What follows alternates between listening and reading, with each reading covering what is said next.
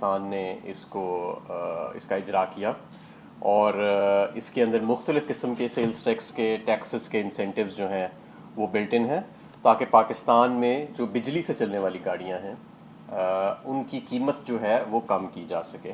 اور نہ صرف کہ اس کی قیمت پاکستان میں کم کی جا سکے بلکہ یہاں پہ لوکل مینوفیکچرنگ جو ہے اس کی بھی شروعات کی جا سکے۔ تو اس پالیسی کے ہمیں بڑے اچھے اثرات ملے ہیں جب سے یہ لانچ ہوئی ہے۔ پاکستان میں جو یہ گاڑی امپورٹ ہوتی ہے اس کی قیمت میں کافی خاصی کمی آئی ہے ہماری پالیسی کے بعد۔ اس کے علاوہ جو لوکل مینوفیکچررز ہیں وہ اب ای وی الیکٹرک وہیکل گاڑیوں کی طرف ان کا رجحان ہوا ہے، اور ہمیں امید ہے کہ اس سال پاکستان میں الیکٹرک وہیکل کی جو گاڑیاں ہیں وہ اسمبل ہونا بھی شروع ہو جائیں گی انشاءاللہ۔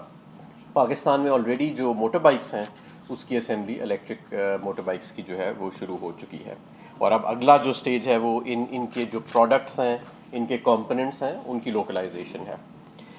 اس کے ساتھ ساتھ یہ ظاہر ہے کیونکہ یہ ایک نئی ٹیکنالوجی ہے اور اس کا انفراسٹرکچر جو ہے اس کے اوپر بھی کام کرنے کی ضرورت ہے، اور اس کے انفراسٹرکچر میں چارجنگ انفراسٹرکچر جو ہے وہ بڑی کلیدی حیثیت رکھتا ہے، اور اس کے چارجنگ انفراسٹرکچر کے حوالے سے جب اس پالیسی کو بنایا گیا تھا تو یہ ہم نے سوچا تھا کہ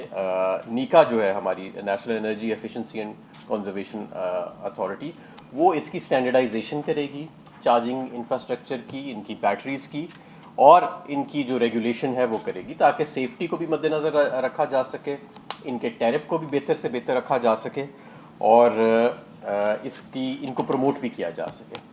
تو ابھی یہ بڑی خوشی کی بات ہے کہ کچھ پرائیویٹ سیکٹر جو ہے اس نے آلریڈی چارجنگ انفراسٹرکچر جو ہے وہ بنانا شروع کر دیا ہے، اور حکومت اس چیز کو انکریج کر رہی ہے۔ اس کے ساتھ ساتھ میں جس طرح ہمارے یو این ڈی پی کے دوست اور ان کے کنسلٹنٹس جو ہیں وہ ہماری مدد کر رہے ہیں اس پورے سیکٹر کی ریگولیشن کے لیے، تو میں نیکا سے یہ بھی درخواست کروں گا کہ اس پروسیس کو جلدی مکمل کریں،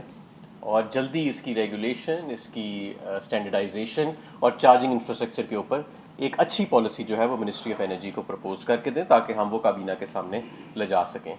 لیکن اس کے ساتھ ساتھ میں یہ بھی کہوں گا کہ ضرور احتیاط کریں کہ اس کی ریگولیشن اور اس کی پالیسی بنانے اور اسٹینڈرڈائزیشن کے مقصد کو حاصل کرنے کے لیے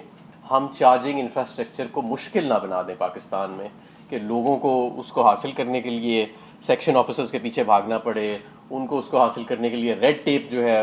اس کا سامنا کرنا پڑے۔ تو یہ جتنی ہم نے محنت کی ہے پچھلے سال سے یہ ساری جو ہے وہ ضائع ہو جائے گی۔ ایک سنگل ونڈو آپریشن، اور پریفریبلی ایک آن لائن آٹومیٹڈ آپریشن ہونا چاہیے، اور within a week approvals ہونی چاہیے، اور جلدی ہمیں ایک کلین بیسٹ جو انٹرنیشنل پریکٹس ہے اس کی بنیاد کے اوپر اس کی اسٹینڈرڈائزیشن اور ریگولیشن جو ہے اس کے اوپر ہمیں جلدی چلے جانا چاہیے۔ یہ ضروری اس لیے ہمارے پاکستان کے لیے بجلی کی گاڑی جو ہے جو بجلی پہ چلتی ہے اس کی وجہ یہ ہے کہ جو ہماری پیٹرول کی امپورٹ ہے جو اربوں ڈالر کی ہے، پاکستان کی سب سے بڑی امپورٹ ہماری پیٹرول اور ڈیزل کی ہے، اس میں کمی آئے گی۔ نمبر 2، جو ہمارے پاس سرپلس کیپیسٹی سال میں کم از کم 10 ماہ تو ہمارے پاس بے پناہ سرپلس کیپیسٹی بجلی کی ہوتی ہے، جو ہم خریدیں یا نہ خریدیں ہمیں اس کا کرایہ دینا پڑتا ہے، اور آنے والے 8 سالوں میں یہ جو سرپلس کیپیسٹی ہے یہ کئی گنا زیادہ بڑھنے والی ہے، تو اس کی ایبزارپشن کے لیے بھی یہ جو بجلی پہ چلنے والی گاڑی ہے یہ اس کا بڑا اہم رول ہے۔ اور سب سے ضروری ہمارے مستقبل کے لیے کہ ہمارے شہر جو دنیا کے سب سے آلودہ شہر ہو چکے ہیں گاڑیوں کی وجہ سے،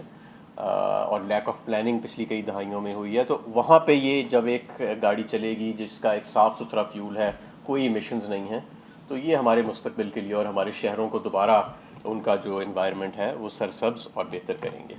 تو یہ اس کے بنیادی نکات ہیں جس کی وجہ سے ہم یہ الیکٹرک وہیکل پالیسی لے کے آئے۔ وزیر اعظم عمران خان کا جو ویژن ہے کلین اینڈ گرین پاکستان کا، اس کا یہ کلیدی